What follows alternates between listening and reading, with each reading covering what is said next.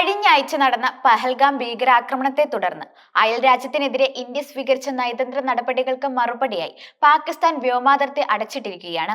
ഇതിന് 6 ദിവസങ്ങൾക്ക് ശേഷം പാകിസ്ഥാൻ വിമാനങ്ങൾക്ക് ഇന്ത്യയുടെ വ്യോമപാതയിലും നിരോധനം ഏർപ്പെടുത്തിയിരുന്നു. പാകിസ്ഥാൻ വ്യോമപാത അടച്ചതോടെ ടാറ്റയുടെ ഉടമസ്ഥതയിലുള്ള എയർ ഇന്ത്യക്ക് ഭീമമായ നഷ്ടമുണ്ടാകുമെന്നാണ് കണക്കാക്കപ്പെടുന്നത്.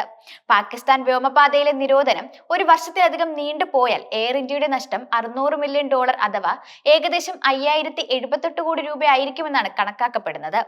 റിപ്പോർട്ട് പ്രകാരം നിലവിലെ സാഹചര്യത്തിൽ കമ്പനിക്ക് സാമ്പത്തികമായി പിന്തുണ നൽകുമെന്ന് കേന്ദ്ര വ്യോമയാന മന്ത്രാലയത്തിന് കമ്പനി കത്തെഴുതിയിട്ടുണ്ട്.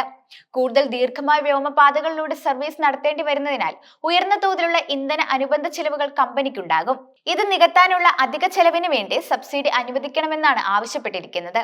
ഏപ്രിൽ 27-ാം തീയതിയിലെ കത്തിൽ ഏകദേശം $591 മില്യൺ നഷ്ടമാണ് എയർ ഇന്ത്യ കണക്കുകൂട്ടുന്നത്.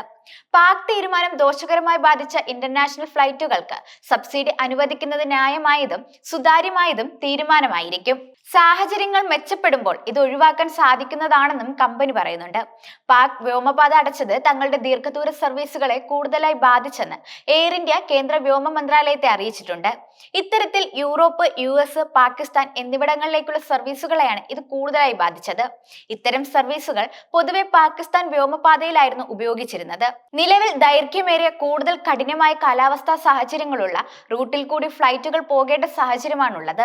ഇത്തരത്തിൽ കൂടുതലായും ചൈനീസ് അതിർത്തിയോട് ചേർന്നാണ് റൂട്ടുകൾ ഉള്ളത്.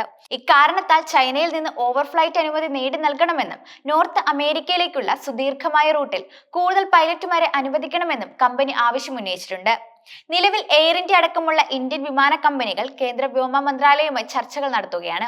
പുതിയ വ്യോമപാതകൾ അനുവദിക്കുകയും നികുതി കിഴിവുകൾ, ഇന്ധനവിലയിൽ ആനുകൂല്യം തുടങ്ങിയവ നൽകുകയും ചെയ്ത് സർക്കാർ പിന്തുണയ്ക്കണമെന്നാണ് കമ്പനികളുടെ പ്രധാന ആവശ്യം.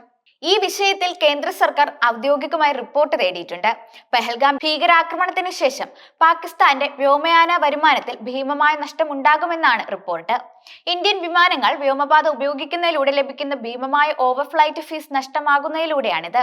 പ്രതിദിനം ഏകദേശം 2 കോടിയോളം രൂപയുടെ നഷ്ടമാണ് ഇതിലൂടെ പാകിസ്ഥാൻ ഉണ്ടാകുന്നത്. ഇന്ത്യൻ വിമാനങ്ങൾ ഇപ്പോൾ പാകിസ്ഥാൻ ആകാശം ഒഴിവാക്കുന്നതിനാൽ ഒരു രാജ്യത്തിന്റെ വ്യോമാതിർത്തി കടന്നു പോകുന്ന വിമാനങ്ങൾക്ക് ഈടാക്കുന്ന അമിത വിമാന ഫീസ് വഴി ലഭിക്കുന്ന പണം ഇനി പാകിസ്ഥാന് ലഭിക്കില്ല. പെഹൽഗാം ഭീകരാക്രമണത്തിന് പിന്നാലെയാണ് ഇന്ത്യൻ വിമാന കമ്പനികൾ വ്യോമപാത ഉപയോഗിക്കുന്നത് പാകിസ്ഥാൻ വിലക്കിയത്.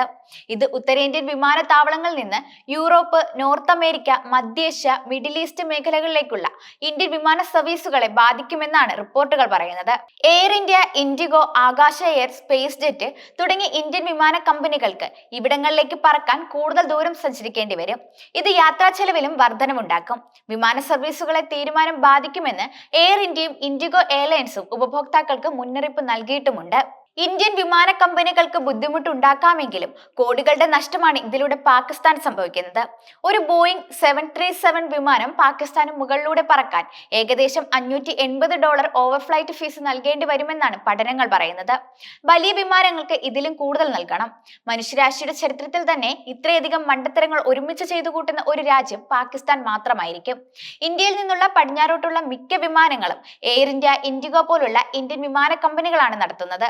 അതിനാൽ തന്നെ പാകിസ്ഥാൻ അവരുടെ ഓവർഫ്ലൈറ്റ് വരുമാനത്തിന്റെ വലിയൊരു ഭാഗം നഷ്ടപ്പെടും.